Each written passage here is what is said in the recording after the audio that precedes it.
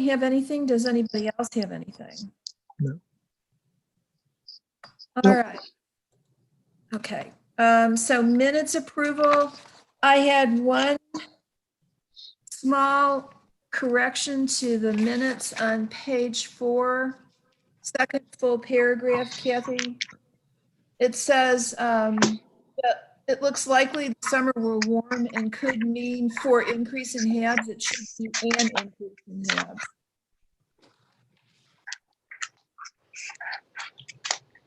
You got that? No, I didn't. I'm sorry. I couldn't hear you. Okay, second full paragraph, first sentence. It says, since it looks likely the summer will warm and could mean for increase in HABs, it should be an increase in HABs. What packet page are you on? I'm on packet page 5. Oh, it's the 4.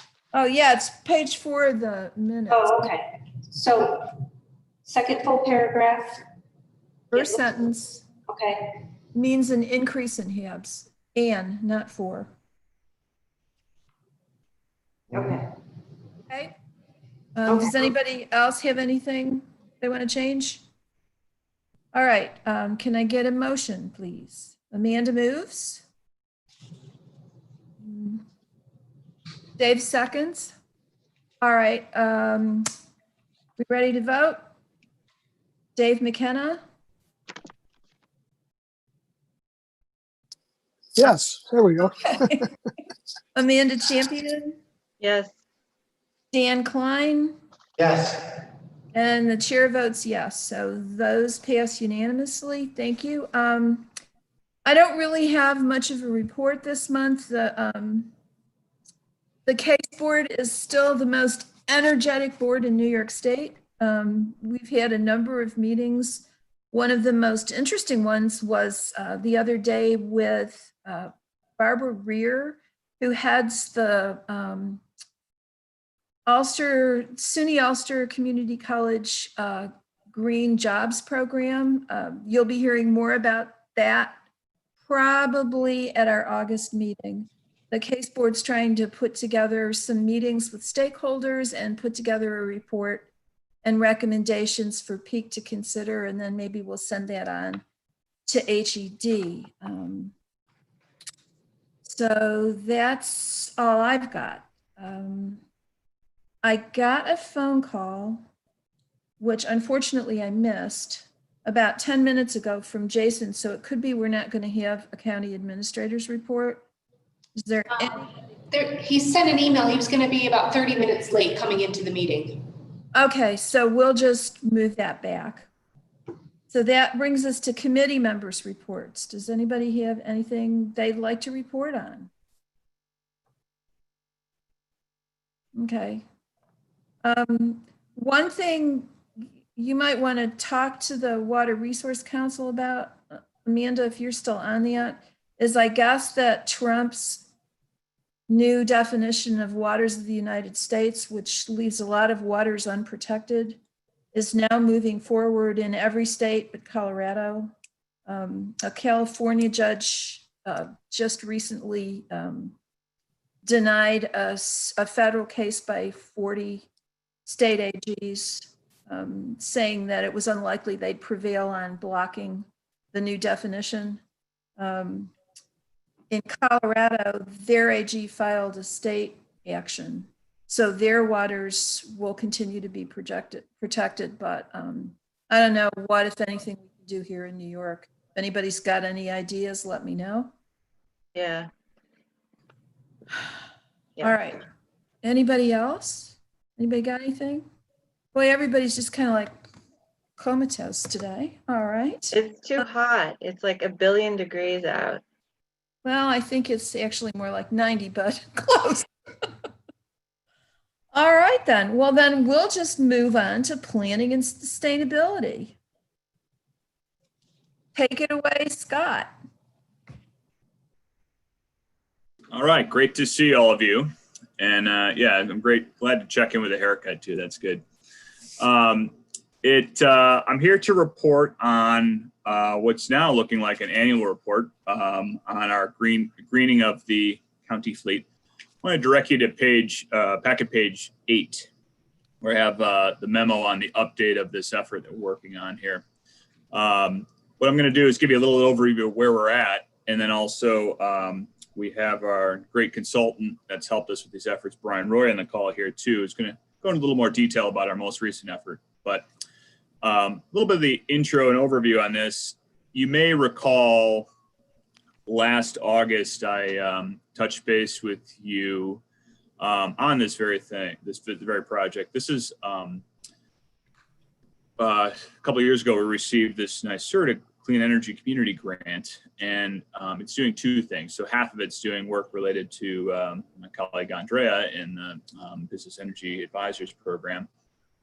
The other portion of this is an effort to help us dig into more about how we can green our fleet and things we can do to improve. We kind of chart a path forward for doing that. So to do that, we've worked on 4 key components of this grant. And we hired our consultant, Brian, again, with the Energetics firm to help us with aspects of that. So in that memo, you'll see the 4 key items. One is Brian and his team help our departments for the last couple of years to advise us on electric vehicle purchases and talk through kind of what we need and then kind of truth our needs.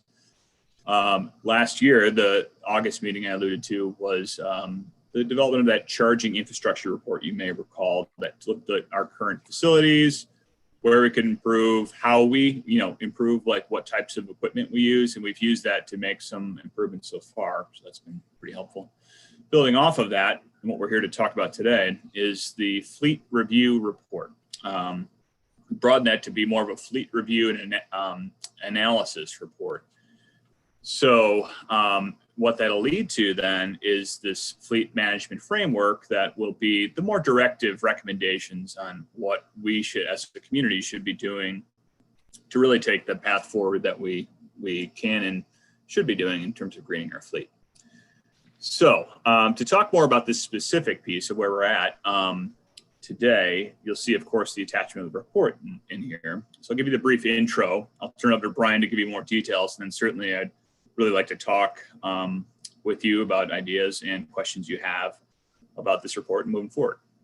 So the very 50-cent overview on this is the bulk of this is the culmination of a really interesting cross-departmental effort where we connected with each department who everyone typically has a kind of a fleet manager role, the person who kind of organizes how the fleet runs in each of their departments. And we're trying to just understand that, everyone from, we had great meetings with certainly the health department, sheriff's department too, highway, DSS, to talk about how they do things, why they do them, and also kind of what help they need looking forward, especially when they look to getting more efficient equipment and kind of what experiences they've had so far.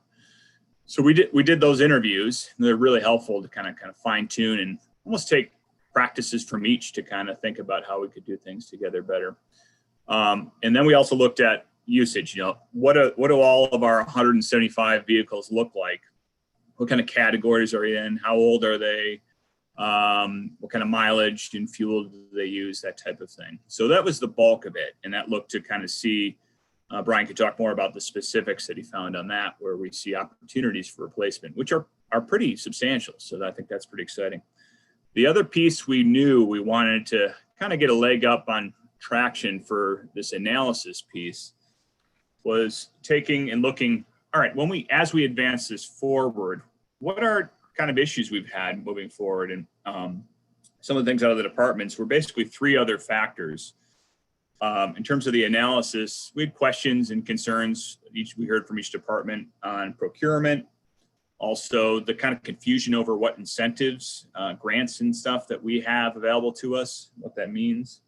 And then also questions in terms of right sizing. We've alluded before about how we can better track and kind of manage our fleet. And so we talked a little bit about that in this report.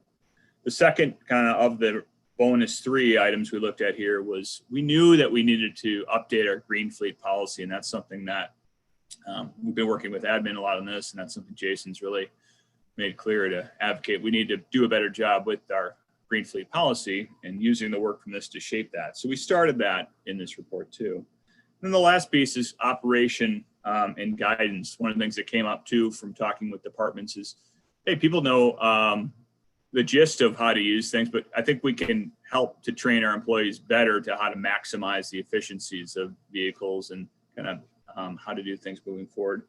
We also had a little section there in terms of branding, talk about things that we could do potentially together to promote what we're doing. Because we are really doing some great local leadership in terms of this effort. And I think that's going to continue to increase. So I want to turn it over to Brian to kind of highlight some other components of this, and then we can talk generally about questions and where we're going from here. Brian, you want to point out any other details on this? Great. Good afternoon. Yeah, I was really impressed talking to the departments how, they're really on top of it. They do know what their fleet is doing. Obviously, kind of a mismatch of how people are tracking things. It's kind of individualized, but they did have a pretty good sense of what their fleet was doing, how they're operating. And a number of them have, stepped up and really started to acquire these more efficient vehicles and electric vehicles. So really kudos to the fleet in general and these managers that have really started thinking about this, and several have plunged ahead and are really making that commitment. As Scott mentioned, we've had some discussions with departments, laying out some recommendations of what the vehicles are, what their options are. A lot more on the light duty side. So the sedans, there's a lot more vehicle options. The smaller SUVs, they're starting to be a lot more limited once you get into the vans and the trucks and things, but those are coming.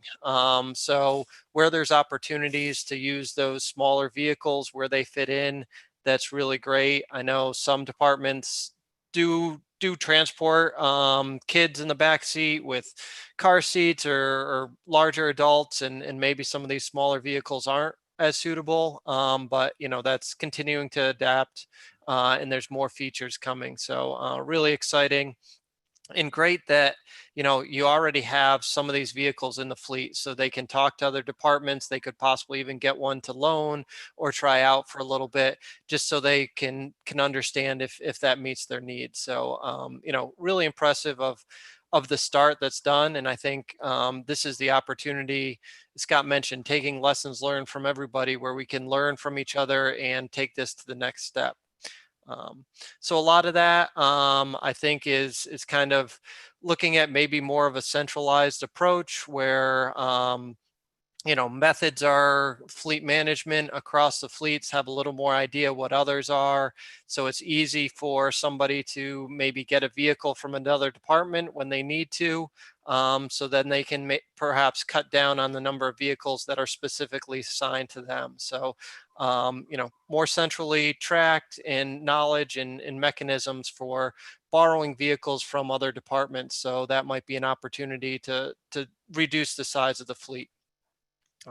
As it's moving forward and these vehicles are available, there's a lot of opportunities for more electric vehicles.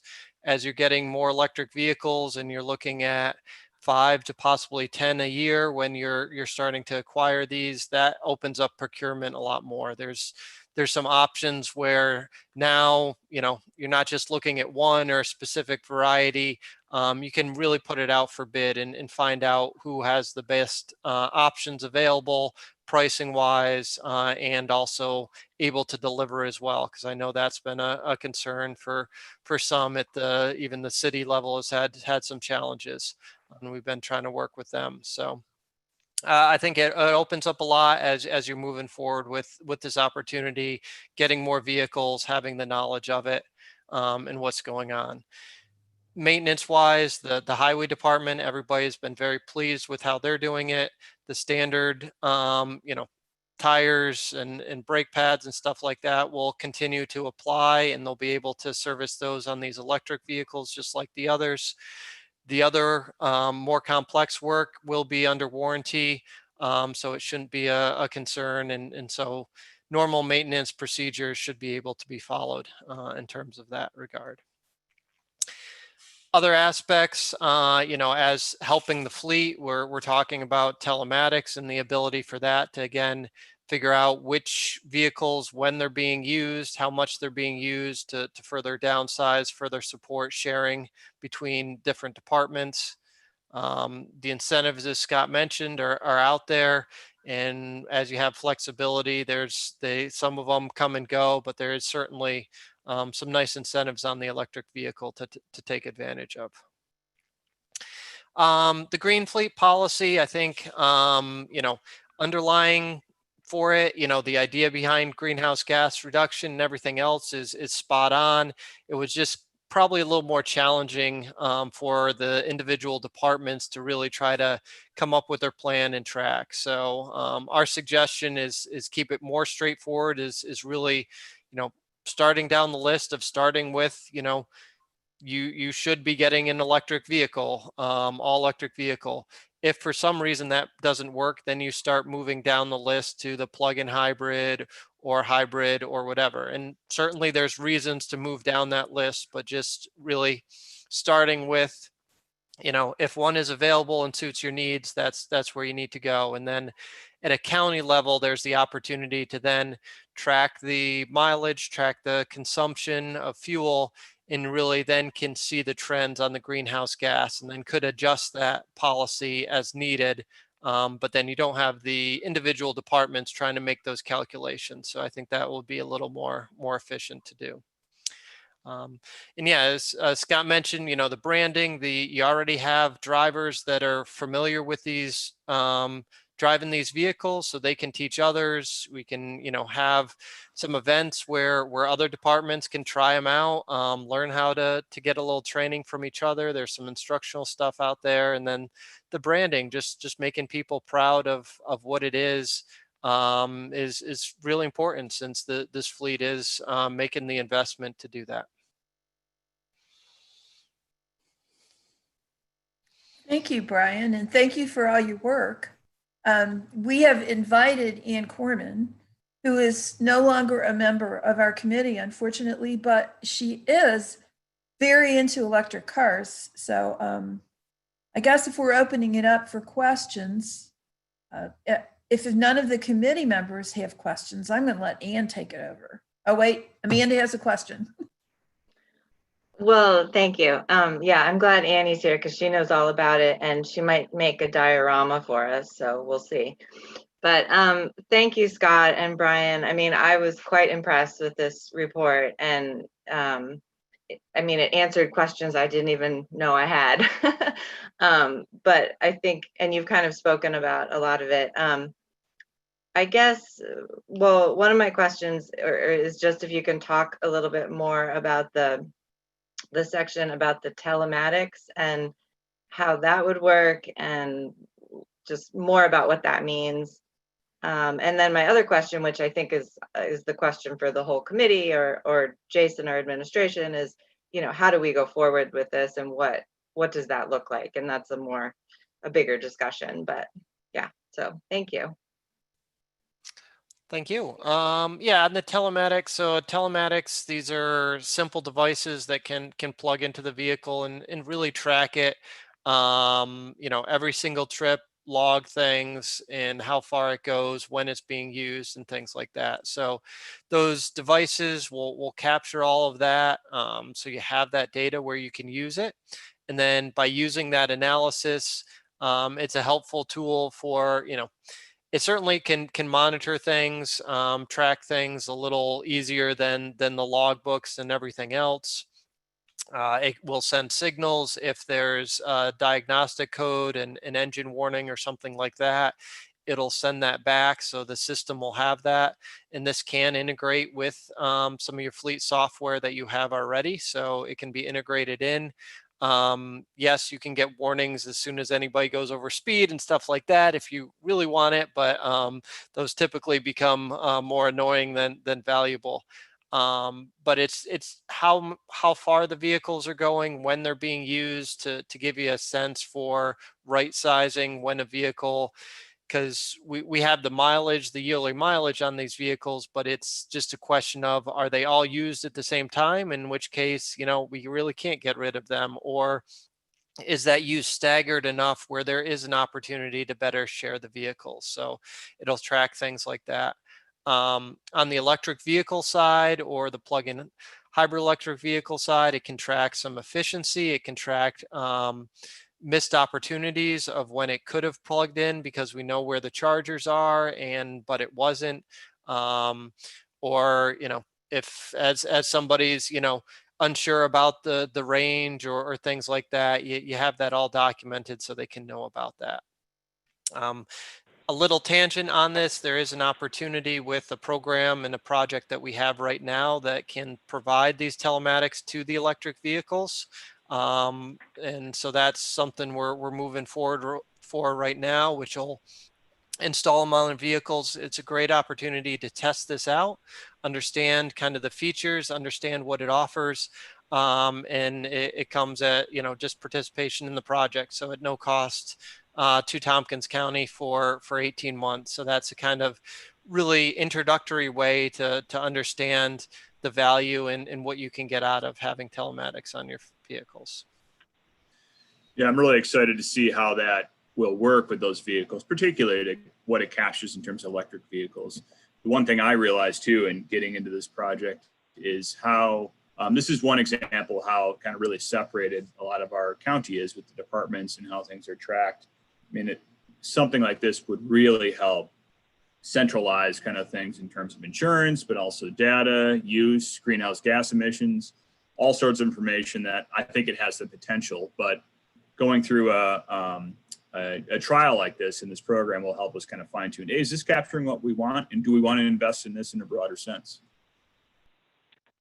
Yeah, and just to follow up on the telematics pilot that Brian is mentioning, we have 23 plug-in vehicles that are kind of eligible to participate in this pilot. And so the idea is we're going to move forward getting the telematics going, since that's no cost to the county, apart from we'll incur a small cost on our end because we'd like to integrate this with Highway's current software system. So all of these kind of pieces can work together. But this will help us see how useful this information can be, both in terms of right sizing and replacement down the road, but also if telematics is something that we should explore expanding to the entire fleet.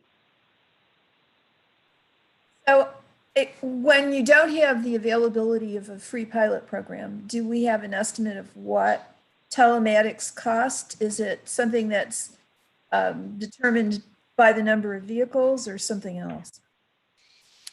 It's primarily based on how many units are out there.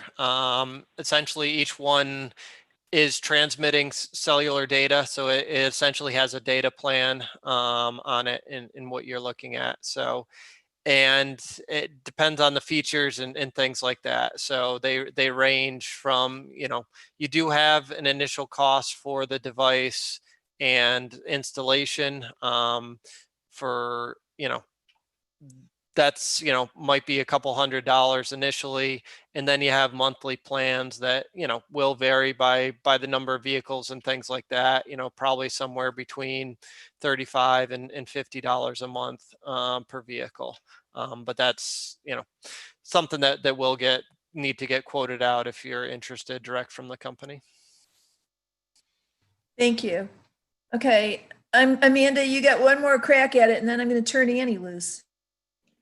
Just as a follow-up to that, I guess I was just wondering who, like, you're going to collect all this great information, but who's going to monitor it? Who's the person who's going to deal with all this? Well, that's part of the good question of thinking through how we would advance this as a program and manage it. I think this initial bit, it's information coming in on these 23. And we're prepared to see as a part of this grant kind of wrap up how that works and how that integrates with Highway. But then we could kind of think through what this would look at a longer term basis. But what's nice for this initial bit is we know it's not a significant investment. We have to do that for full time. But I think in a lot of other municipalities, there's a dedicated person that manages all those details related to the fleet, including something like this.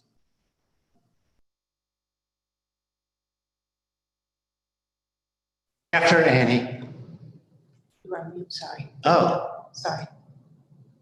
I think I was muted for part of that. I don't mind if Andy goes. I just wasn't sure if you could see my hand because I know I'm really tiny in your screen. I'll let Dan go. Okay, thank you. I also want to say it's an excellent report, very thorough, and like Amanda said, like all these things that I had never thought about. It's really great. I have a small thing and a bigger thing to mention. The small thing is that there's a couple of times in the report when it says Ithaca when it really meant to say Tompkins County. It's something we all do. Just I think it should be changed. The bigger thing is that it's about money, finances. There were some little pieces in there where it talked about money. It talked about that these vehicles probably have a larger upfront cost, but maybe will equal out over time. It didn't really say that. There was a page where it had the monthly fuel costs of all these different vehicles. But I'm looking for is there a financial impact to the county statement, either that's been done or is to come in the future?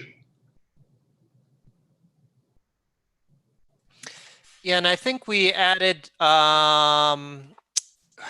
was that in the appendix, which I don't know if it was part of your packet or not, but we did have a spreadsheet where it did list some recommendations, but that spreadsheet did expand to have some average costs and things like that. So it might not have been, I think some of that was, getting through this stage of understanding where that is. And then my understanding is that that is part of the framework that is the next step of really locking down how do we use this and where do we go from here as far as the investments and the cost for things go.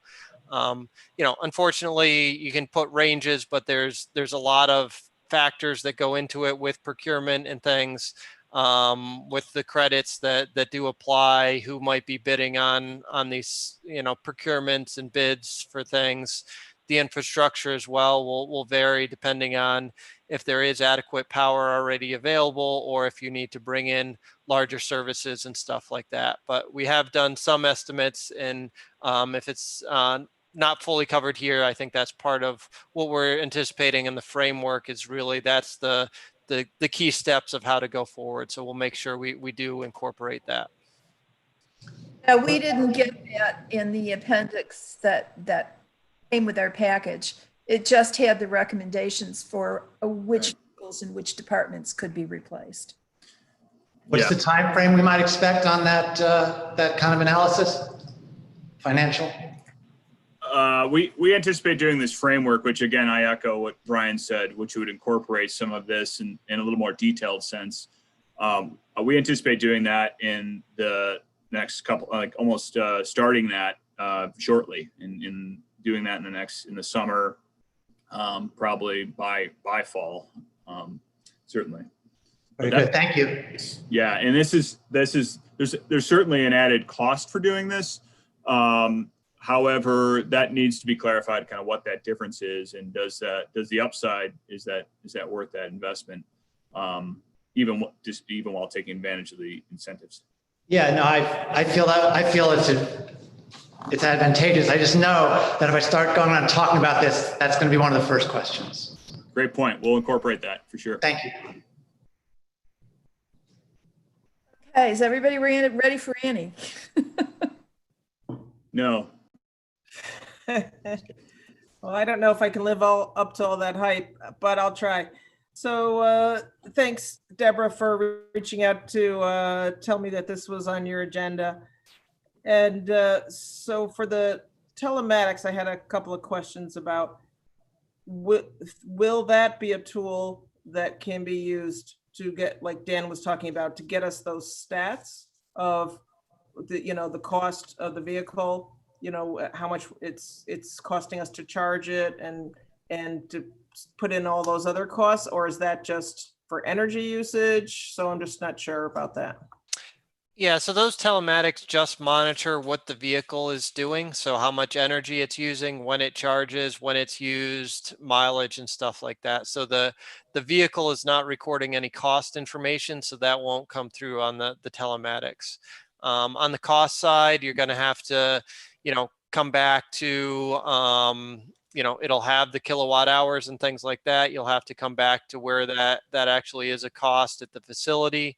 Fuel costs offsetting that, the bid cost of the vehicle, so the upfront, it's a little more straightforward as far as, you'll see what premium you will have as compared to something else, although you might not necessarily bid out what that other was, but you could use historic costs for, what you would have gotten your conventional vehicle versus the electric vehicle. One of the unknowns, and it's still, really uncertain because electric vehicles are new, is, there is less maintenance, there's less moving parts on these, but is there, some downsides? We've seen some electric vehicles wear through tires a little more faster because they do have a little more torque and things. So there's, little things like that, but you should save on brake pads because you get regenerative braking. There's a lot less moving parts, but there are some. And longevity, again, of these vehicles. With less moving parts, they should be more durable. You should be able to keep them in your fleet longer.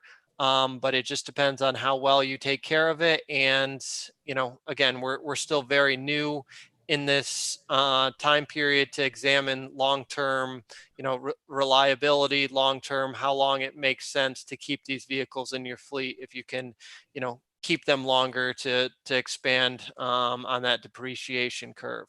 But we have seen, as far as maintenance and use goes, New York City has done a number of studies and has been very happy with the cost performance of their electric vehicles versus the others.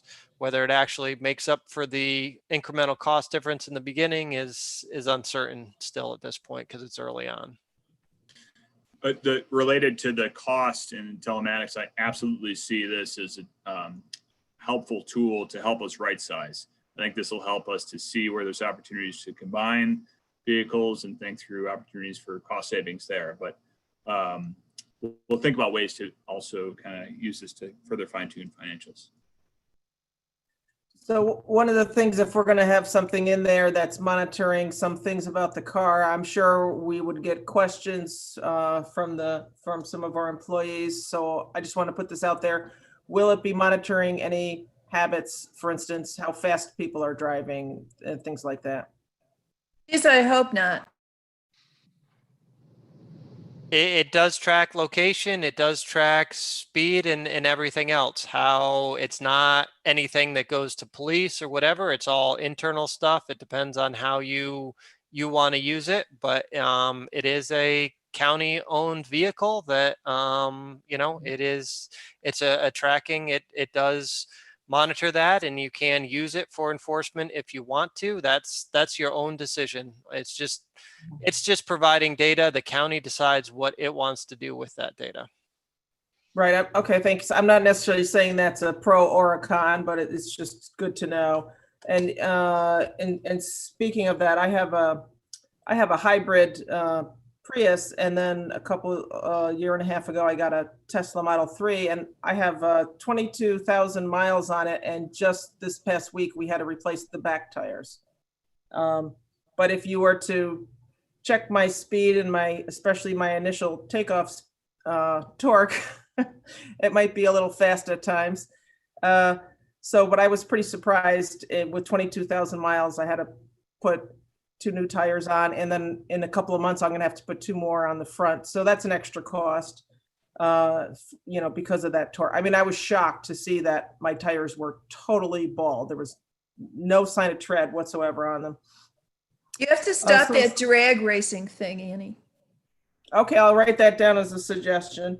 So the branding I really like, you showed a picture of that, because I think for me and probably a lot of us, it's not just to do this for the county, it's to be like a pilot project so the branding I like, and also if we can use the telematics and other data that you have for how efficient or how much this is costing the county overall. Are we saving money, maintenance and things like that? So for us to be able to make that data public, I mean, not the speed that people are driving, but some of the other data to educate the community, the other municipalities. I think this is great information. And plus, as Scott said, this is absolutely information. If it's 18 months for free, I personally don't see a downside in it. I didn't have any other questions right now, but I'm really glad for this detailed report. So thank you. Thanks, Annie. I do have one question, and it's not necessarily related to the telematics, but I know that we're going to be doing, greenhouse gas emission inventories, I would imagine pretty regularly. Is there some standard information if you switch from a particular gas or diesel vehicle to some type of electric or hybrid? Is there standardized information for how that reduces your greenhouse gas emissions, or does it depend on how it's driven and how far it's driven?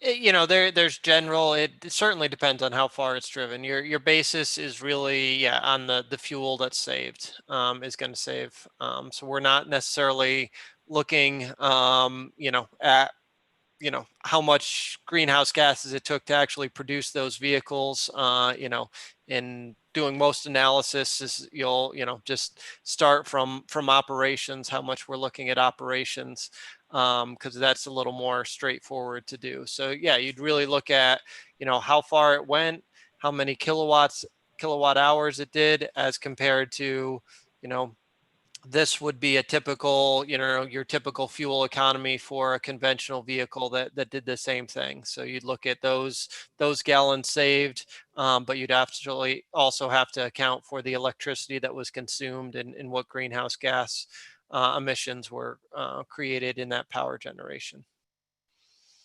So the telematics inform our greenhouse gas inventory then? Yeah, it'll be a lot easier to track down the mileage. It'll record the consumption as well for the electricity. So yes, it'll be a lot more helpful and keep it in one place for doing that. Yeah, to give you a sense right now, this is a really tricky component of the greenhouse gas inventory because, well, first of all, we gather all the data on our vehicles right now through our fuel data that we use our cards for, which is a little inconsistent, but of course that doesn't capture the electric vehicles. So having something like this will be a much cleaner way to track usage at minimum. And then of course, in the way we calculate those in the inventory, there's particular tools to give us a sense of real impact in terms of gas emissions. So this is, it really, I think that's another component here, which would be a considerable improvement from all sorts of management in terms of tracking what we have and what impacts we have related to those. And I'll just add a clarification, because when we do our inventories, we are using established protocols, which aren't necessarily as granular as we're going to be able to get with this information. But I think in the grand scheme of things, even if certain types of vehicles are treated certain ways in those calculations, the fact that, if you've got your fossil fuel use declining, you're going to be reducing your emissions in that part of the inventory, regardless of how they're looking at types of vehicles. And then also what our electricity usage is like. So then back to what Anne was talking about earlier, this is where briefly increases because the way we're metered and everything right now, we don't really have a way to pull apart the electricity consumed by vehicles while they're charging from the electricity consumed by buildings. So that's where we've got efforts both on the facility and the fleet side, where as we get more information, we'll be able to make smarter decisions to keep on track to reduce emissions. Okay, does anybody else have anything else on this topic? Jason, does admin have anything to say about this? No, other than this has been, I want to commend Scott and Megan and everybody working on this project.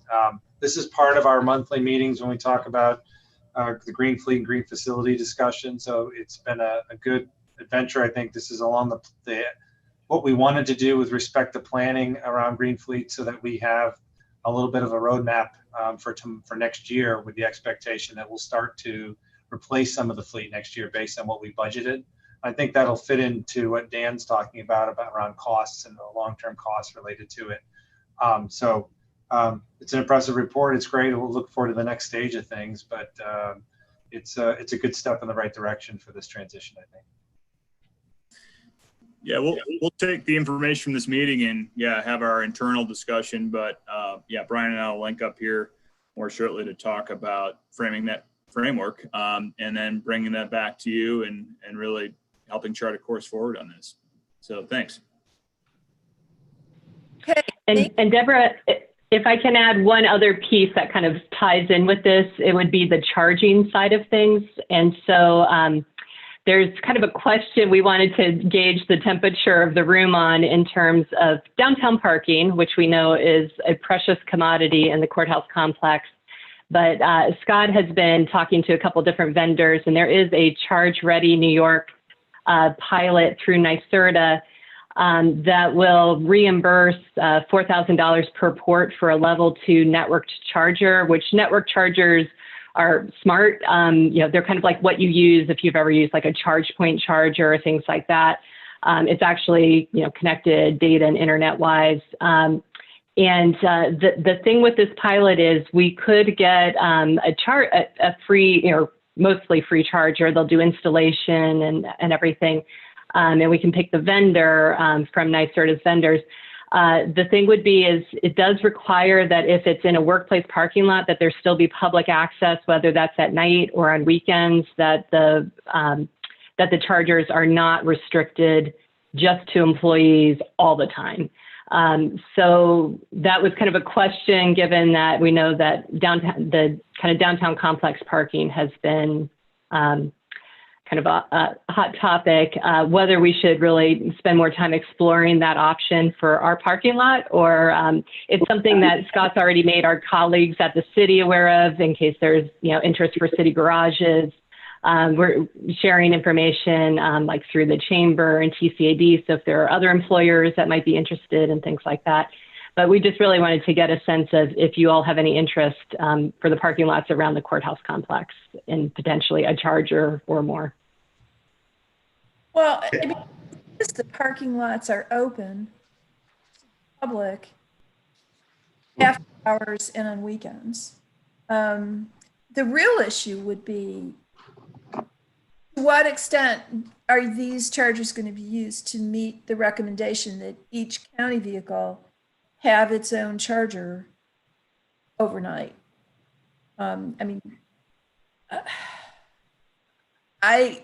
There are so many unknowns in this right now, especially since God knows what form the downtown complex is ultimately going to take under the circumstances. I'd be interested in hearing what other people think about this. Otherwise, I'll just assign this to Dan because he loves to take on parking issues. I'll jump right in then. I think we should take advantage of this grant because the recommendation for the total number of electrical vehicles for the county is 175. And if you times that by $5,000 per charging station, that's a lot of money. If we can get some of those for free, I think we should jump on it. Scott, correct me if I'm wrong. I think the one thing with this pilot is that it can be used, by employees. It can't be dedicated to a fleet vehicle. So this would be more for, county employees, legislators, others using the parking lot to charge, but not just dedicated to like having a county fleet vehicle parked there all the time. You could split both county use but it has to have the public component. Okay. You certainly could use it for employee, legislator, but you could also use it for county vehicles. But at some point, it needs to have some public access to it. Yeah, and these are, those are the network stations, as Megan pointed out, that do have the capability to charge for use and tracking and things like that. In regards to this report for having a dedicated charging station for the fleet vehicles, that level of station is not needed. You can just do a simple, Health Services put them out. I mean, their charging stations, they needed to do the infrastructure behind it and everything else, which is usually the more costly point. But the stations themselves that they purchased were around like $600 a piece that they needed to put in. So that level of stations is probably all you need for a dedicated one. Certainly these are more advanced in opportunity and the grant can help you, but yeah, you do have to figure out that public component. How can you if you open it up during the day and just park overnight your fleet vehicles in there, that could work, but you got to then make sure those fleet vehicles can move somewhere else so that that charging station is really publicly accessible during the set windows that it needed to be to meet the requirements. Is there some minimum percentage of time that has to be available to the public? I don't think so. I think it's, I mean, how we're set up that it's open on the weekends is adequate, but I can certainly look into that more detail. I wanted to just make one point, important point in terms of the numbers too. So to Dan's point, we do have 175 vehicles in the fleet. Though we felt like of those 124 are non like special use or trucks, like so a lot of these heavy trucks are not in that category. And of those 124, we found 96 of those to be potential for EVs. Still a big number, but not quite the 175. Great, thank you. Well, I'd say then that we need a little more information, but generally the committee thinks it's worth exploring. Is that fair? Thumbs up, people. Okay. Deborah, one thing we talked about during this conversation was also, I think you mentioned it, to reach out to the city with respect to their parking garages that are accessible to the public and fully, which they don't have very many of. The one challenge we ran into about doing our own lot is obviously it then takes away a space from, it has to be an electric vehicle to be charged into. So that's the balance that we were dealing with. Since it's not related to the fleet, it really becomes an issue of taking away, or not taking away, but restricting the parking space to one type of user during working hours. But more discussion, we don't have to make a decision right now. But that's partly why we also talked about pushing it in the parking garages, which are all public use, and having access that way, which was kind of surprising, the limited amount of charging stations that don't exist in the public parking garages. But that's another story for another day. So that's just the context of it. Thank you. I think Martha has a question. Yes, thank you, Deborah. And Scott and Brian, thank you very much for this report. This is such an important issue for the full legislature. I wonder if an abbreviated version, PowerPoint, EVs for dummies, maybe. You can make a presentation soon at a full legislature meeting, because it really will affect kind of a number of decisions we'll have to make as a body going forward. Would appreciate that. I know that's extra work to actually digest it into a PowerPoint, but if some flavor of that is possible, that'd be great.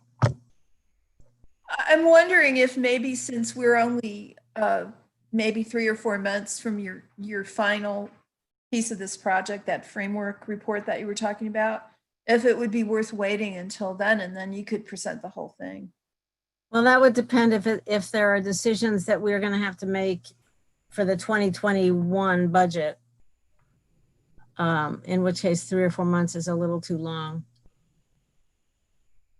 But I'll just let you know that might, between you and Jason, maybe you can sort of identify if, what the legislature as a whole needs to hear. Thank you. I like the idea, and talk with my colleagues and think about what would make most sense on that. Thanks a lot. Okay.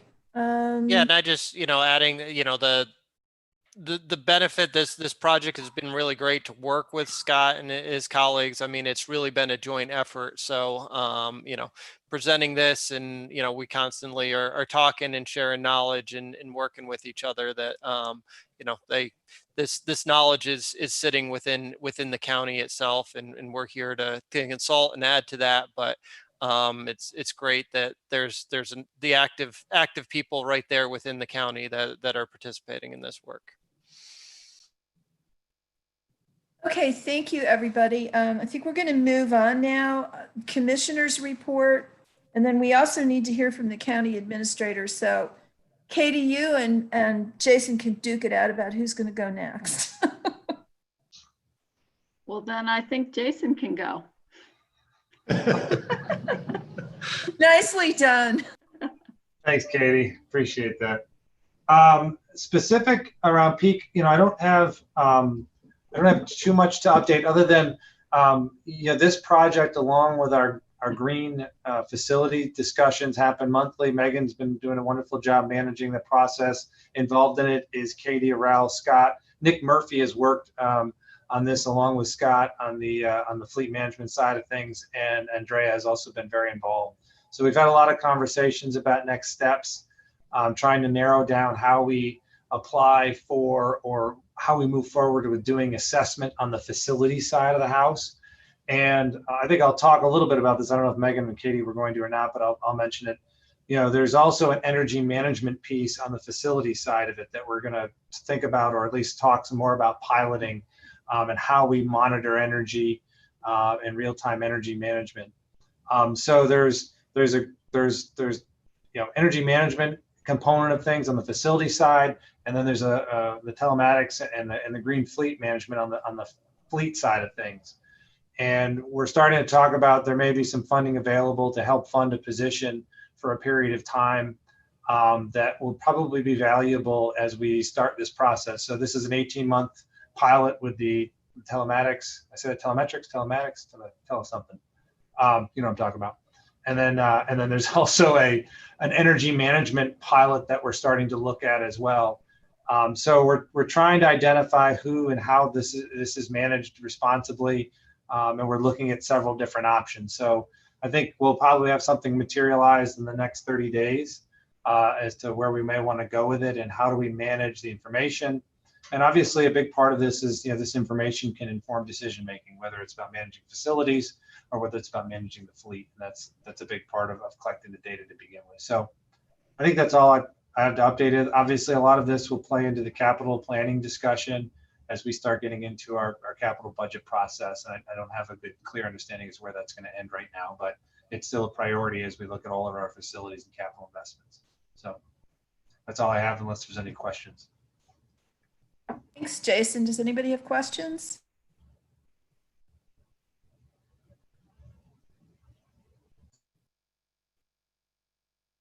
All right, then we'll move on to Katie. Great, thank you. So just to continue with the energy theme, to give you a quick report on the Business Energy Advisor Program. The new construction program is actually, despite the crazy times we're living in, is moving forward. There's still online meetings, charrettes, energy reports being produced. There's still a lot of interest in the program with new construction. I don't know if you recall, but about a year ago, we were able to participate in a grant with Nyserda for BEA Lansing, the program around existing buildings. That one, kind of as expected, has been pretty challenging to get businesses interested and involved. With the COVID pandemic has been extra challenging. But on top of that, we've in diving into the resources available, there just aren't that many resources for existing buildings compared to new construction. So it makes it a much more difficult sell for business owners because there aren't the financial resources available like new construction. So we're still hopeful that as businesses readjust and reopen, that we'll be able to work with more of them to work on their energy issues. But that has been more slow going than the new construction. Our greenhouse gas emissions inventories are moving forward. We're working, Andrea and Darby Kiley in our office are working with a consultant named Cadmus on the greenhouse gas emissions, and that's working pretty well. We're moving forward, collecting data and inputting it into the software, and we're hoping this fall to be able to provide a report on 2019 emissions. So that should be pretty interesting. It'll be kind of nice to have a snapshot pre-pandemic, what our emissions were looking like as well. And then finally, just a little bit of a silver lining is that we're finding that a lot of online trainings are available now that are more closely aligned with our work program. So we have had staff participating in online trainings having to do with HABs and invasive mussels, having to do with Nyserda programs. Andrea has been able to through Solar Tompkins, Heat Smart Tompkins, to connect with Westchester County on their Clean Heating and Cooling Communities program. And Joan in my office just participated in a webinar called Equitable Inclusion in Virtual Community Engagement, kind of thinking through what that might look like if this is in place for longer and our social distancing, and how we can make sure we're still really tapping our community so we get input. So that's about it from me. Thanks. Thanks, Katie. Any questions for Katie? Martha. Thank you. Hey, Katie. Talking about Lansing, any news on the airport proposal for the non-pipe alternative? I assume if there were news, we would have it, but.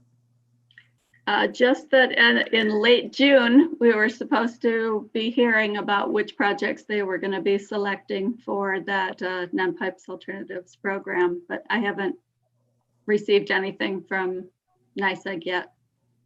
Okay, so maybe soon. All right, thank you. Mm-hmm. Thanks, Katie. I'm kind of disappointed to hear that there aren't a lot of resources available for rehabbing existing buildings to make them more energy efficient, because it seems to me that that's going to be a huge part of moving forward with meeting the CLCPA requirements. We can't all just knock everything to the ground and build a new building. Well, that's where I think it's been important that our program has participated in this Nyserda program, because we've been saying that to the state for a long time, that it's just not the same resource which will create the same interest. And so they're actually seeing it in the data now, because they're supporting both of these programs, Nyserda is. So I think that's important because it kind of drives home the message around existing buildings. So maybe we'll see a healthy new development come out of this, or not. Hopefully. Okay, moving on then, we have Mr. Shelley of the EMC to give us his annual report.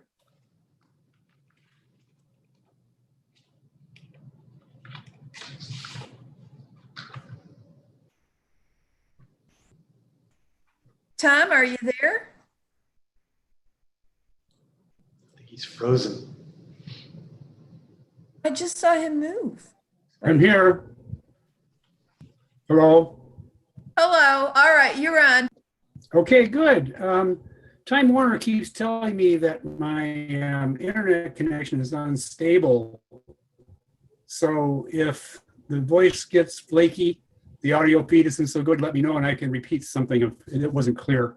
So I'm here basically to discuss our annual report. Many of you hopefully have a copy of the electronic or paper copy of. Yes, Amanda has the good link and everything covered. Okay, so we had a very successful year last year, and our report summarizes most of that. It isn't as glossy and as full of photographs as we would like it to be. We unfortunately don't have our wonderful administrative aide, Kristen McCarthy, on board, who made it look see and had a lot of photographs in it, but we're trucking along here. Last year we had a pretty much of a full house, except interestingly enough, we had reps from all of the towns and from the city, but we're missing reps from the village. So the village of Dryden, Freeville, Groton, Trumansburg, town of Ithaca, and now village of Cayuga Heights are missing reps. So if your constituents are from one of the villages and you can find someone who might be interested in joining the EMC to represent the village, either from a board or conservation council,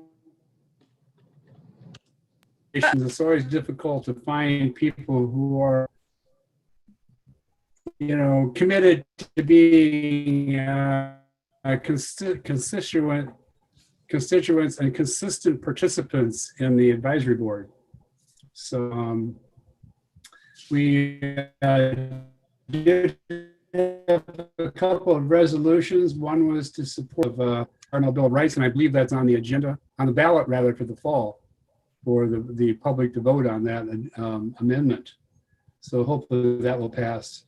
And then, of course, we updated our UNA inventory. We've updated the UNAs, and that's been completed, which was really good. Our Climate Adaptation Committee has been very active. Many of you have seen the brochure that we put out very early this year. And we spent a lot of last year working towards developing that brochure and making sure that it was well-rounded and useful to the public.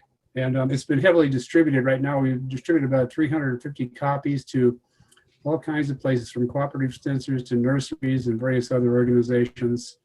And we still have a lot more copies to distribute. The COVID virus has sort of slowed down the distribution of places where that can go because people aren't meeting in public, so they're not being in places where they could be distributed. But we're hoping that will pick up once more places open up. We had two very successful education and outreach events last year, one in the spring and one in the fall. And one dealt with the Green New Deal, and the other one dealt with development and how we can develop with the earth in mind. And that was, both of those were heavily attended and very successful. So we're very happy about that. The Environmental Review Committee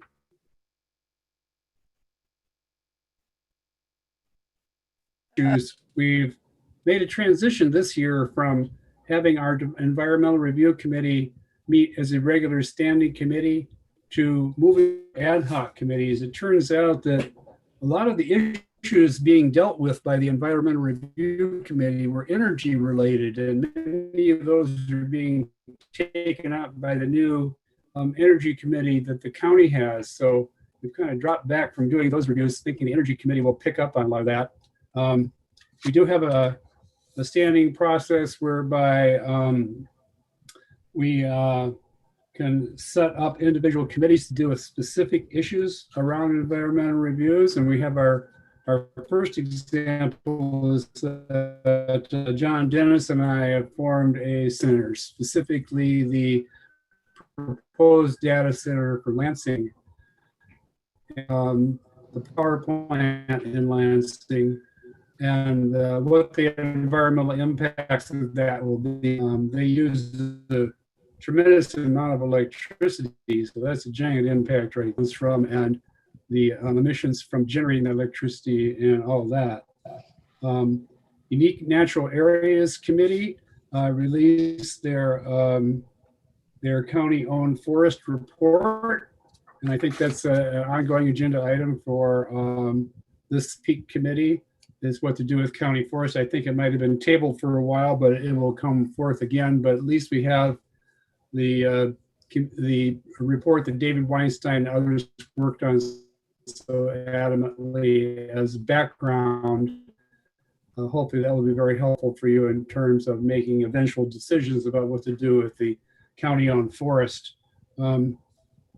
Waste Reduction had a very successful program of distributing well over 1,000 reusable bags, mostly to libraries and social services and other areas where low to middle income people congregated or met. And we also distributed literature along with the bags on the bag ban and why the bag ban was important. And so we thank the county legislature for funding that program and allowing us to do the distribution of the bags and the literature involved. And we're working on into the future on various topics, supporting the statewide ban on single-use styrofoam food service items, which will be hopefully coming forth. We're working to support a mattress recycling program that hopefully will be developed by the state. And we're also working on supporting eventually whatever comes of the countywide ban on plastic food service single-use items. And we're trying to develop hopefully some legislation that will be sent to peak on that. We've had a very successful year, and we're very happy about the progress we've made. One thing we're kind of interesting is that we had developed, I don't know how many of you have seen this or not, but it's a one-page flow chart on a decision-making process for the EMC. So that we've developed, this is from an old ERC document, and we took that and revised it pretty heavily.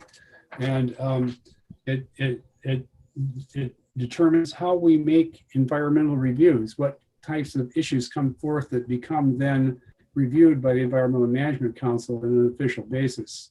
And so that helps to streamline our work and our operations. And hopefully going forward, that will be useful maybe to other advisory boards as well. So we have Darby to thank for working on that with us, as well as Kate Darford, who did most of the heavy duty lifting on that one.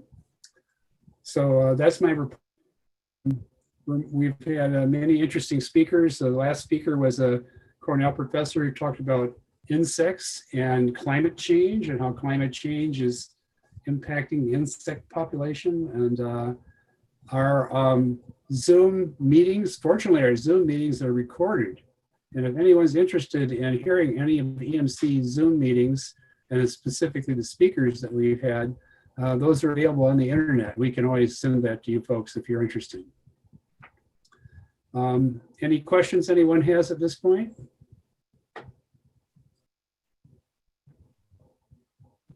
Okay, well, thank you very much. I hope this was helpful. Thank you, Tom. You guys have had a really busy year and we appreciate it. I know one thing that came up at our last meeting, we had a review of the progress of the carbon fee and dividend legislation at the state level. And Anna Callis mentioned that it would be nice if the EMC would like to submit its own resolution in favor of fee and dividend legislation. I just offer that up for your consideration.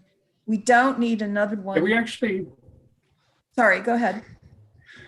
At our 2 meetings ago, the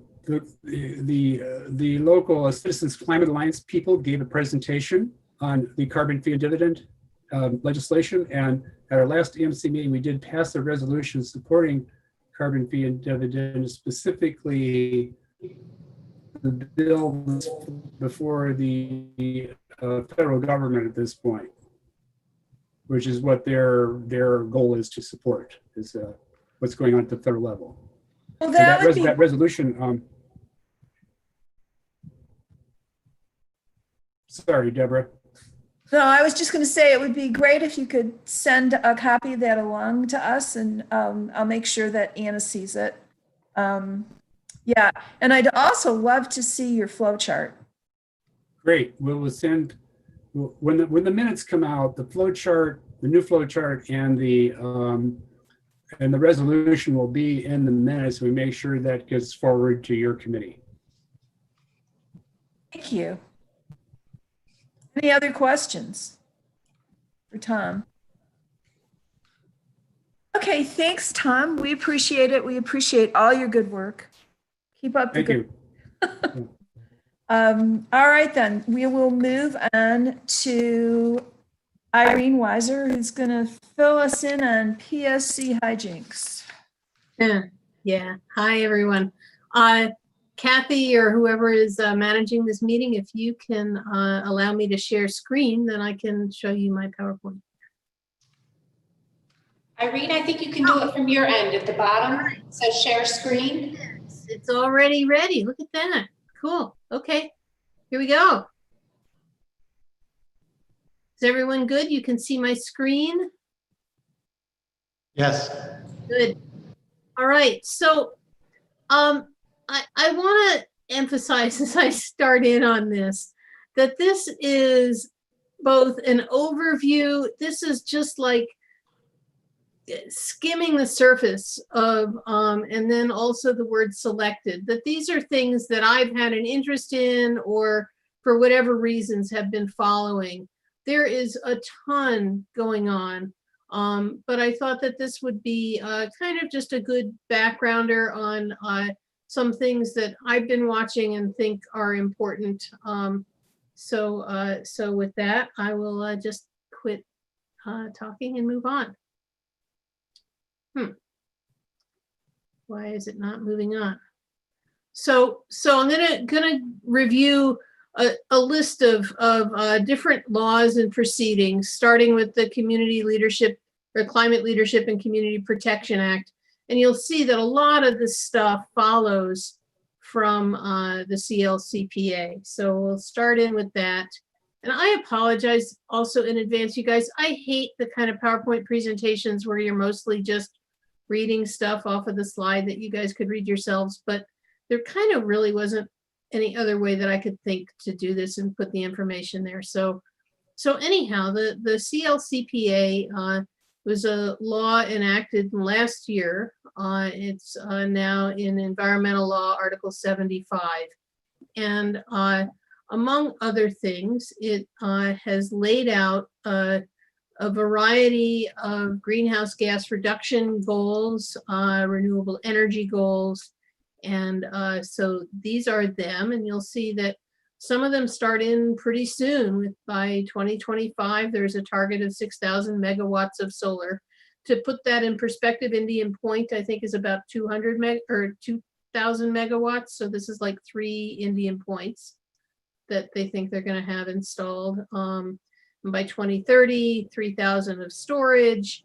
Also by 2030, 40% greenhouse gas reduction. And whoops, that should say also 2030 for 70% carbon-free electric grid. And some of this got botched. You guys, I really apologize. 2035 is 9,000 megawatts, should be 2040 is 100% carbon-free electric grid, 2050 for 85% greenhouse reduction goals, and 20 million tons of carbon reduction through energy efficiency and electrification. The CLCPA has made some very interesting things into law that greenhouse gas reduction emissions will now be counted for both in-state and out-of-state emissions. So that means power that we import from Pennsylvania or wherever, those greenhouse emissions count. Also, and this is the new part, is that the methane leaks at the wellhead and transport of gas in fracking fields to get it here, all of those methane leaks count. And super important, and thanks so much really to Bob Howarth for all of this work, Bob and Tony both. And then I think Bob was very instrumental in getting this piece into the CLCPA, is that we'll now be looking at the global warming potential of methane on a 20-year timeline as opposed to the 100-year time frame. Another important element of the CLCPA is that it has a strong environmental justice component with 35 to 40% of the program's benefits going to historically disadvantaged communities. And there's actually a committee that gets set up to identify the disadvantaged communities. CLCPA also establishes a climate justice advisory group as a permanent group installed at the DEC that will be engaged in any number of issues, not only within the CLCPA's mandate, but on all kinds of other things that the DEC addresses. The CLCPA has also established the Climate Action Council plus multiple advisory groups. And by the way, Bob Howarth is serving on the Climate Action Council. And then advisory groups that have yet to be appointed, but I think there's going to be a meeting of the Climate Action Council later this week. It's only the second meeting of the year. And I believe that they are going to be making appointments at least to some of these advisory groups. So transportation, energy intensive, and trade exposed industries, land use and local government, energy efficiency, power generation, agriculture and forestry. There's also a just transition working group to look at the job creation and, for the power plants that close, the transition to the communities, and a climate justice working group. And the Climate Action Council is instructed to not only coordinate with these advisory groups, but also to integrate their work with the Just Transition and Climate Justice Working Groups and the Environmental Justice Advisory Group. So it's a enormously complex, structure for planning this thing. And here's some of the big to-do list, the timeline. 1 year after the CLCPA, so December of 2020, they need to establish methods for measuring greenhouse gas emissions in CO2 equivalent from all sources, and also figure out, using that method of measurement, establishing the 1990 baseline, because that's the 1990 baseline is what the reductions are referenced to. So, we have 40% reduction relative to the 1990 baseline. The following year, they need to have identified the disadvantaged communities, develop a draft scoping plan for meeting the greenhouse gas reduction and renewable energy goals, and issue a comprehensive greenhouse gas emissions report, and that will be annual, starting in 2021. I believe this year there's going to be a draft version of it. December of 2022, so in other words, 2 years after 3 years after enactment, they take this draft scoping plan, hold at least 6 public hearings around the state, and finalize it, so that by the following year, it can be promulgated into rules that each of the various agencies will pick up, and we'll have to go through SAPA proceedings on that. And then finally, by the end of 2024, the rules are going to get incorporated into the state energy plan to be released in 2025. So it's an incredible amount of work and effort and planning. And if you're like me and read the news that just yesterday in some northern portion of Arctic Circle, Russia, it was over 100 degrees yesterday. So when I read stuff like that and I see that it's still just going to be a plan by 2025, with a lot of the goals need to be reached by 2030, I feel pretty anxious about the whole thing. But I think, nonetheless, it is the effort that's underway. And as you'll see as we go through this, there are lots of things that have started to pick up speed as a result of this passage of this legislation. One of which is the New Efficiency New York proceeding. By the way, these numbers up here, anything that's in yellow print is a link. So I can forward this, and you should be able to, if you wanted to, go check out the dockets on these. So, and the first 2 numbers tells you the year that this proceeding was gotten underway. So this started before the CLCPA, and it directs the utilities and Nyserda to work together. There was a new order that came out following CLCPA to achieve the goals of the CLCPA of 185 trillion BTU reduction by inefficiency because of efficiency measures by 2025. So they're projecting an annual 3% reduction from the projected 2025 usage levels, and it'll be accomplished through electric energy efficiency in the building heating and envelope efficiency, and heat pumps, with a specific target in heat pumps for 3.6 trillion BTUs, an expenditure of $454 million. In addition, the New Efficiency New York order provides for 20% funding for low and moderate income households, and also workforce training that's going to be conducted through Nyserda.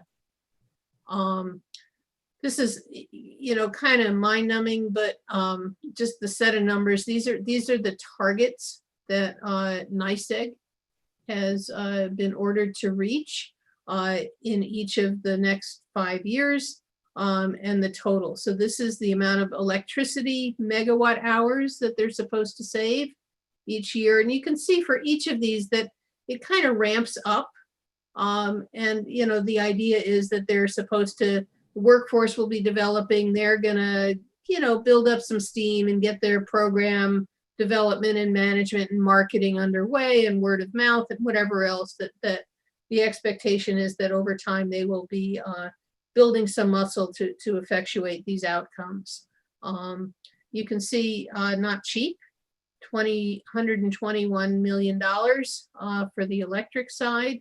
For the gas savings, this could be both by building envelope efficiency that reduces gas use that way. It could also be by upgrading an inefficient furnace to a more efficient furnace, though I suspect that that's more likely to be supported in the urban areas.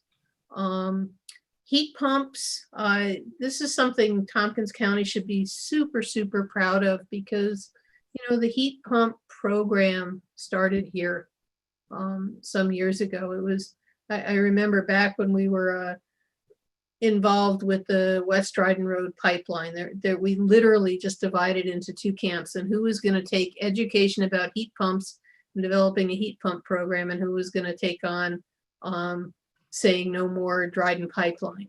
And so we divided into two camps, but that was the start of what turned into the Heat Smart Tompkins program, which was the first in the state. And the Heat Smart Tompkins program was actually modeled off of the Solar Tompkins program, which was also a phenomenally successful program.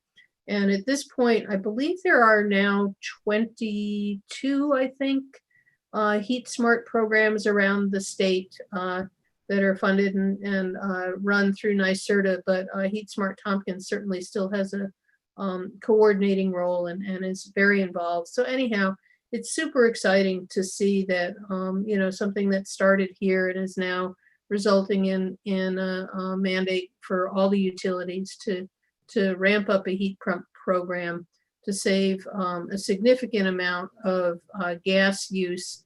Although it's not only gas, it could also be for propane and heating oil, but MMBTU reductions. I think also a significant amount of money being put to that, especially as compared to the gas reduction budget. There are incentives from the utilities, and to see the incentives for Tompkins County, I suggest that you go to the Heat Smart Tompkins website. It was too complicated to put a whole slide in about that. So another thing that just got underway a couple of months ago, 2-3 months ago, is something called the gas planning proceeding. And again, this is the case number on that. This was really in direct response to, we've been first for a lot of things. Being first for a gas moratorium maybe isn't one of the things we want to brag about. But following ours came gas moratoria in Westchester County, and then even further downstate with National Grid. And it's really wreaked havoc in terms of the economic development, and they were not done well. And of course, they're much more boomtown and much more populous than we are. But it really caused problems. And so the impetus for this gas planning proceeding was to avoid having more moratoria declared, or at least if they needed to be, that there be much more transparency and much better communication with the communities about what was happening. But also they realized that the utilities really don't report publicly very much at all about what's going on with their gas system, and that they need to. So They're requiring all the utilities to provide information about where they have gas constraints, where are the locations for the gas constraints, and to do comprehensive planning to hopefully avoid these constraints. And then here's where it gets even more complicated and interesting, is that they can't do business as usual. You can't just, have a constraint and so build a new pipeline and bring in more gas, because they've also got to align with the state's greenhouse gas reduction goals. And again, a really, exciting piece for Tompkins County is that it was really our introduction of the whole concept of non-pipe alternatives that's now been very broadly adopted by, I believe at this point, all the utilities are offering non-pipe alternatives. And energy efficiency, of course, and demand response. And another important component that the state actually is concerned about is equity, and being able to make sure that all people have access to the heat pumps or whatever kinds of alternatives are being offered. And the last piece that's also really important in the gas planning proceeding is the idea of avoiding stranded assets. The pipelines that they put in the ground now would typically be amortized 50 to 80 years, depending on the pipeline. And yet we know that by 2050, we got to be completely off of everything. So we can't see amortization of things that are going to extend beyond the useful life, or maybe not useful life, but the allowable life given our greenhouse gas goals. And there's actually now a utility, I believe it's called Corning Gas. It's a small one. Has anyhow introduced a rate case where they're suggesting that they should not amortize their pipes for any longer than from now till 2050. So that's kind of cool to see. But there's still all kinds of pipes that already are in the ground that aren't paid off, and there needs to be a plan put in place to manage that. So the term that's being called managed decapitalization. So that's another element and concern for the gas planning proceeding. The law passed in this year's budget called the Accelerated Renewable Energy Growth and Community Benefit Act. And it's a mouthful of a name. What it's about is basically saying we've got to really ramp up renewable energy installation, and it's got to be big projects. It can't be, I mean, not that they don't want to see local, community solar, rooftop solar, but there really needs to be some sizable installations going in. And what they also have been thinking is that the communities that host these large scale projects should derive some benefit from it, especially this is a sensitive issue in a lot of areas upstate, because the energy is oftentimes needed in the more urban areas downstate, and yet we're the ones with the land mass. And so there's wanting to find some ways to balance all of that. Although certainly there's also going to be lots of offshore wind and quite a bit of energy production going on downstate. But so anyhow, until now, there has been, well, actually it still exists for now, the process for installing large scale generation, anything that's 25 megawatts or above, has been handled through a process called the Article 10 process. And Article 10 was really designed not with renewable energy stuff in mind, but with fossil fuel plants. And it's a very cumbersome process, and a lot of projects don't survive going through the Article 10. It can take years, and it's been very cumbersome. So under the Accelerated Renewable Energy Growth and Community Benefit Act, they have established the Office for Renewable Energy Siting, called ORES. And ORES during this year is going to be coming up with the uniform standards for siting and design and construction. I presume it's going to be a generic environmental impact or something. for operation of large-scale renewable facilities. And it's going to take 1 year promise to get from beginning to end of the process before a permit is potentially issued. Local regulations will apply unless they're found to be unduly burdensome. There have been issues with, projects coming into towns and towns retroactively changing laws and doing stuff to try and prohibit projects going forward. And we've saw a little taste of that here in Enfield, but there have been some really sizable projects that haven't been able to go forward. Nyserda is going to be a partner in this, and they're going to work to identify shovel-ready sites, including brownfields and old power plant sites, to help to encourage them to be able to very quickly jump into the large-scale renewable development. And the Public Service Commission has started 2 proceedings, the Host Community Benefits Program and a transmission planning proceeding. And the first one you'll hear about, and those of you who are paying attention at your last legislative meeting will know that you actually filed a resolution related to this Host Community Benefits proceeding. The proceeding says that the owners of major renewable energy facilities will fund a benefit for electric distribution customers located in the municipalities that host the facilities. And the ideas are that they could provide either a bill discount or a credit, or maybe compensatory environmental relief. And the proceeding, it's actually a fairly short document, has a ton of questions about how to do this. Should the bill discount be, for the life of the project for some number of years? Does it go to what class of customers? Is it everybody, just residential? Is it a discount? Is it a credit? What are the compensatory environmental benefits that would be, meaningful? On and on and on with all kinds of questions. And here is sort of the devil in the details, that they started this proceeding and they allowed 5 weeks for comment from May 29th to July 3rd, didn't notify any municipalities.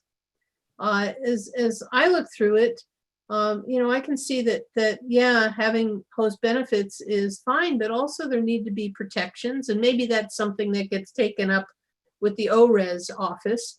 But there need to be road use agreements for road damage and whatever else may happen, and not just benefits. And then there's questions that I have and that I've heard other people have, about is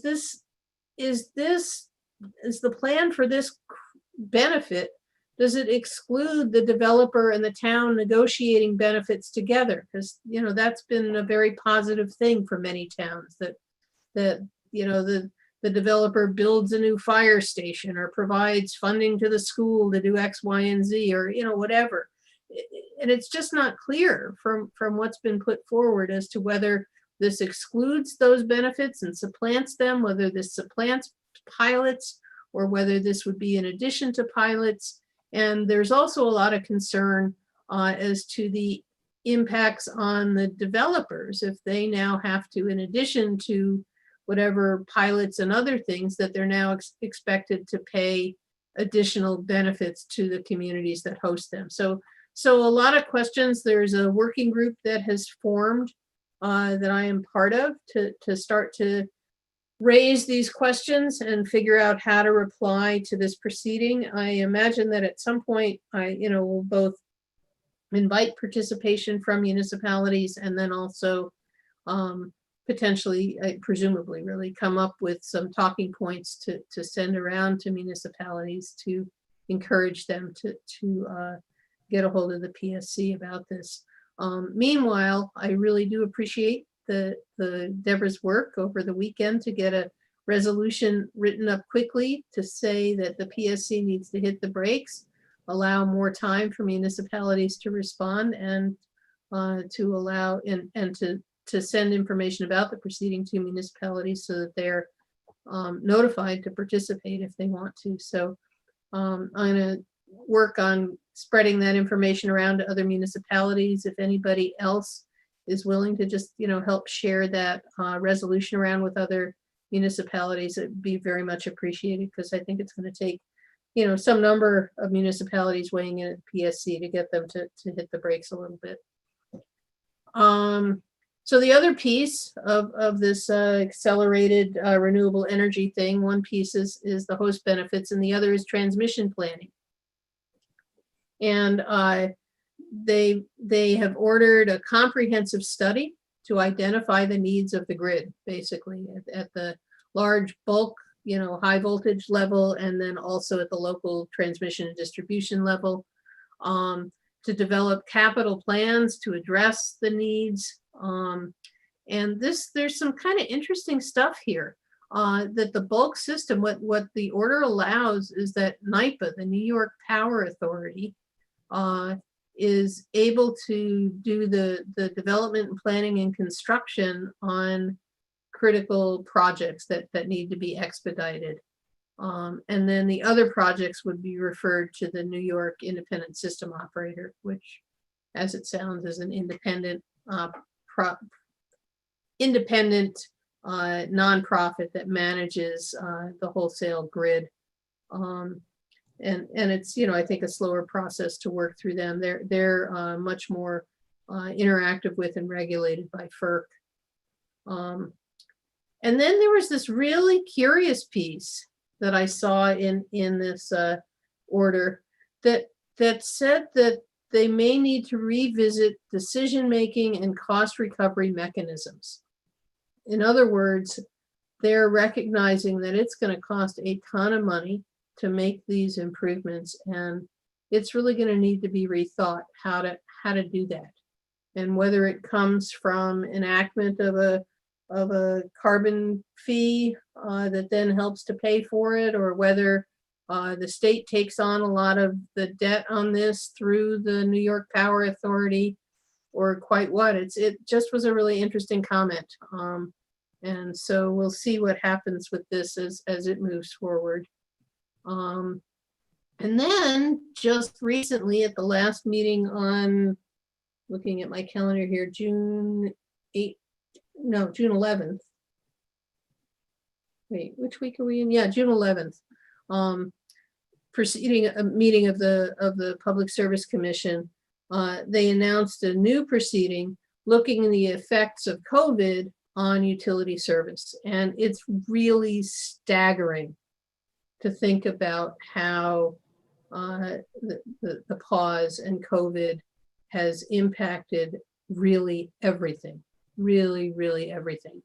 Electric and gas utility companies, they've many of them have voluntarily stopped doing shutoffs for non-payments. I think at some point the governor maybe ordered that, but initially they just voluntarily did that.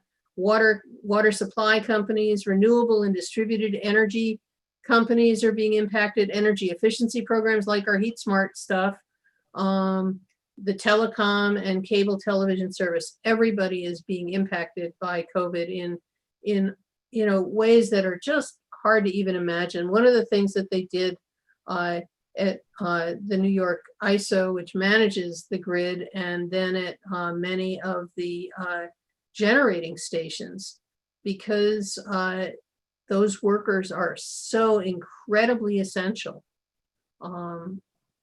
They had them bunker down on site to manage the grid and manage the power generation, because they couldn't risk people being out for protracted times and being sick and getting other people infected. It was just staggering to see that the extremes that that they had to go to just to keep our lights on is really amazing.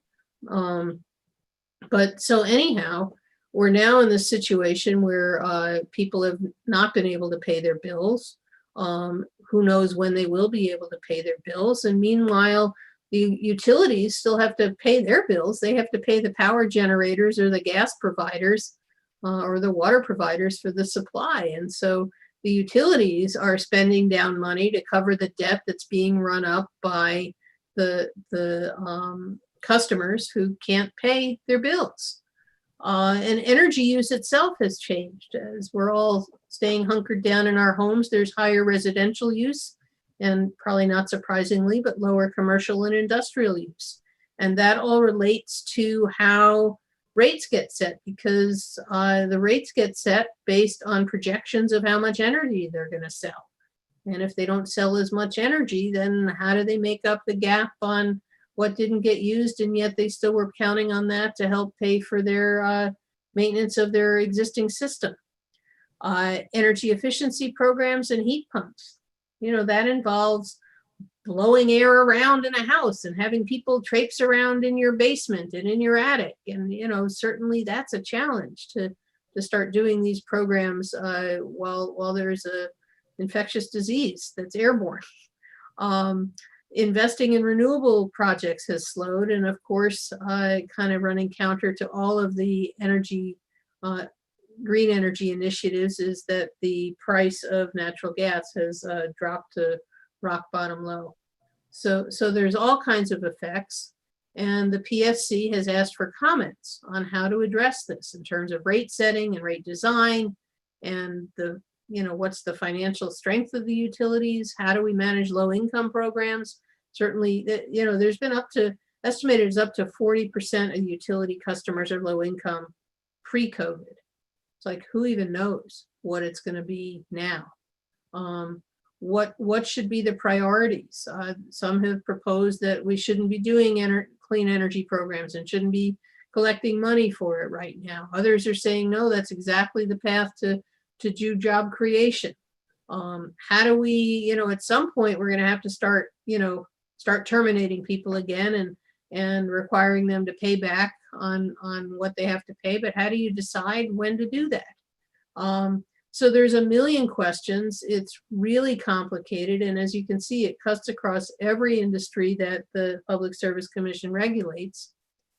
And here's the WTF moment, is they said comments are due 30 days from June 11th. So I don't know how they intend to have answers to this and make decisions within 30 days. So my guess is we'll see that this becomes an extended thing. It's pretty common actually in the Public Service Commission docket to see applications for an extension. Honestly, just like we did with the host community benefit thing. So that's what I got. It's just kind of, as I said, an overview. And I do want to let you know that just moments before this meeting started, I got an email from NYSEG saying that they're going to be filing their rate case this afternoon.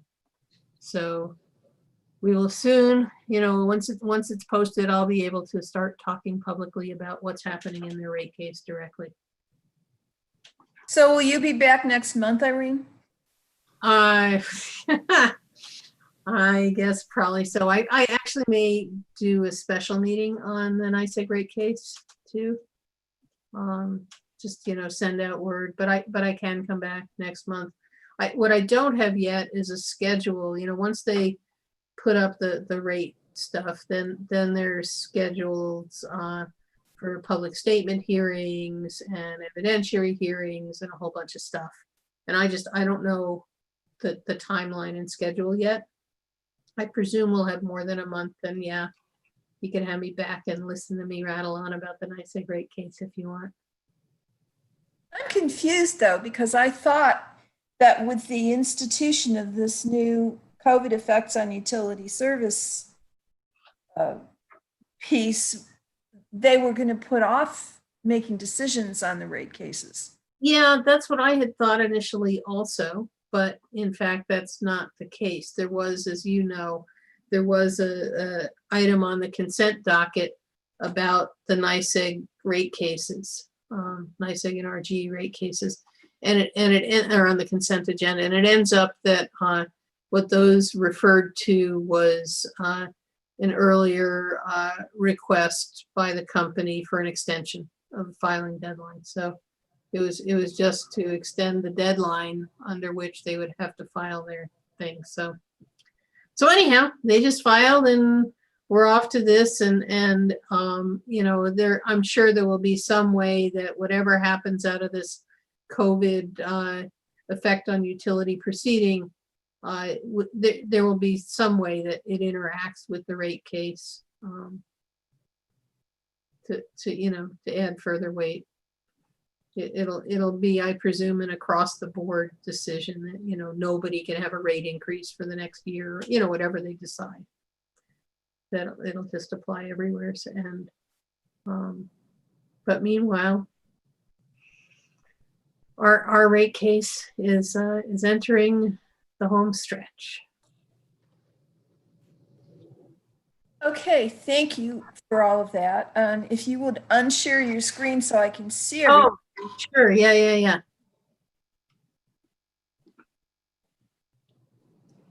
Okay, do we have any questions for Irene? I know that's a lot to absorb, but Martha. Thanks, Deborah. Thanks, Irene. This is amazing. And I trust we can get the slides. Yeah. I'm going to go through and correct. I feel really embarrassed that that first one was so messed up. Oh, yeah. Well, you know, I mean, there's so much in there. I can't believe it. So a quick question, maybe a long answer. Are you optimistic or pessimistic? Yes. Considered. Okay.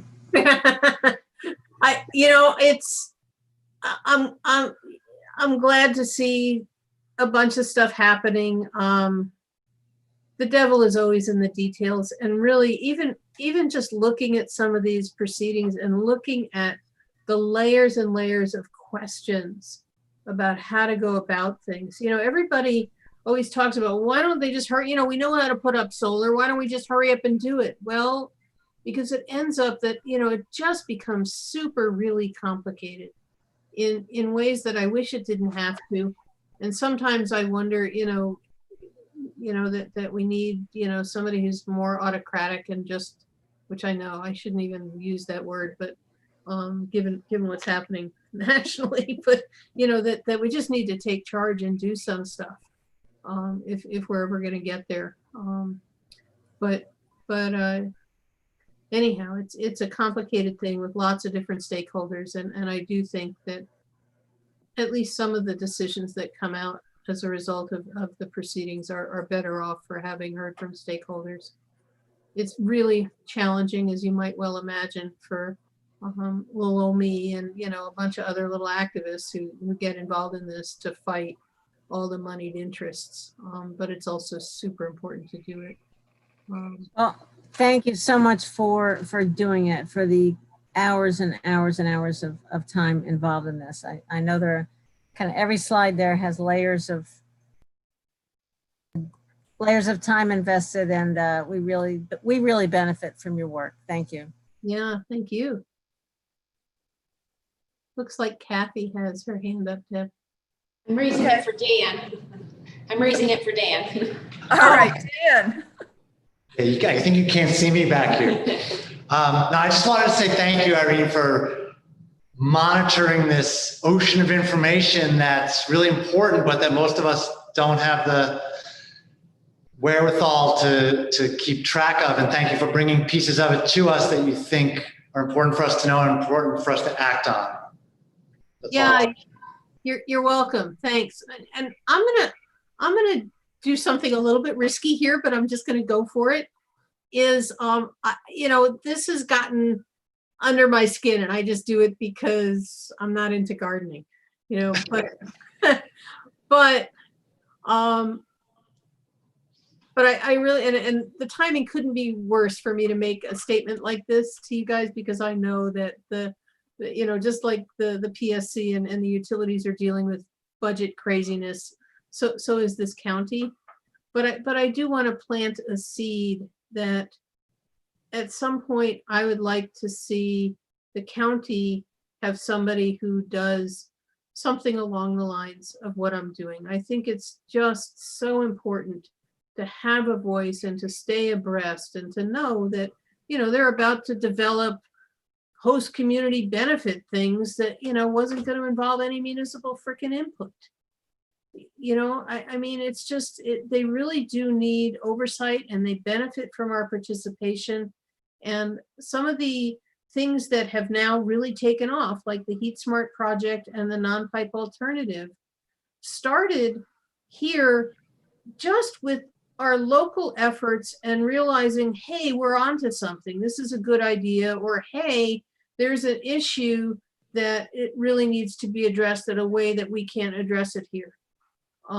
Actually, and just as an FYI, one of the other things that I'm talking up is the Business Energy Advisory Program. I think that that's something that many communities will benefit from as they do try to figure out how do we deal with moratoria and construction and everything else so we're doing really good work here, and I think it really does need to convey to the state. And so I don't know how you get there from here given the budget constraints, but I really want to encourage that you think about it. Great. Thanks, Irene. Yeah, I mean, it's an aspiration. That and a water manager. But anyhow, does anybody else have any questions? Looks like Brian has his hand up. Oh, okay. Yeah, I just wanted to speak to two related items. Oh, hey, Yeah, I've been here. So Katie raised an issue about the Business Energy Advisor and the commercial projects. I've been trying to create coordination among groups across New York State. One of them is the residential, and I've been working with all the groups across the state. And we've also created a coordinating committee of people in Central New York that have NYSEG in their service territory, and that's Binghamton, Oneonta, Syracuse, Rochester, and us. And, we meet with NYSEG monthly, and we share our programs, our information. And likewise, I'm trying to do that with the commercial sector. And tomorrow at 10 o'clock, I'll send you a thing, Deb, if you want to attend this. But I've organized a meeting with Rachel Carpatella from the Sustainable Westchester to meet with our folks, Andrea and Megan, and also folks in Oneonta, Barbara Ann Hegan. That's the Chamber of Commerce. They want to emulate what we're doing here with the Business Energy Advisor. So there's that. And then another thing that I've been working on this week, getting a letter out to Nyserda. Nyserda had a meeting with contractors and our folks about a month and a half ago, and we suggested there that we needed to jumpstart the return to heat pump and energy efficiency. And they created a 0% financing loan. It was to be for a year's time, $20 million. And so, by the way, so the $20 million was totally committed within 2 weeks. And, there was so much rush towards it. They set a deadline, for Monday at 6 o'clock last week. And so they actually committed $30 million to the project. And I have a letter from all the groups in New York State going to the governor and to Nyserda tomorrow, stating that we need to continue this momentum. It was so successful, and proposing that they continue that program or a program similar to that, so that we can, return people to work. And by the way, all of the Heat Smart contractors are very, very busy. Once the pause came off, they've all returned to work, and they're extremely busy, and they're backed up until July and August. So anyway, that's all I wanted to say. Thank you, Brian. Do send me that link to tomorrow morning's meeting. Sure, I will. Okay. Anybody else? All right, then. Thank you, everyone who participated. Thank you, DPS, for that incredibly detailed report on getting to an electric fleet. And thank you, Irene, for all your work. And thank you, Tom, for the work that your group does. And with that, I will entertain a motion to adjourn. Moved by Amanda. Do I have a second by Dave? And I assume all are in favor. If you're not, speak up. Hearing nothing, I will assume we are adjourned. Thank you all very much. See you next month. Thank you. Thanks, Deborah. Thanks, Great meeting. Kathy.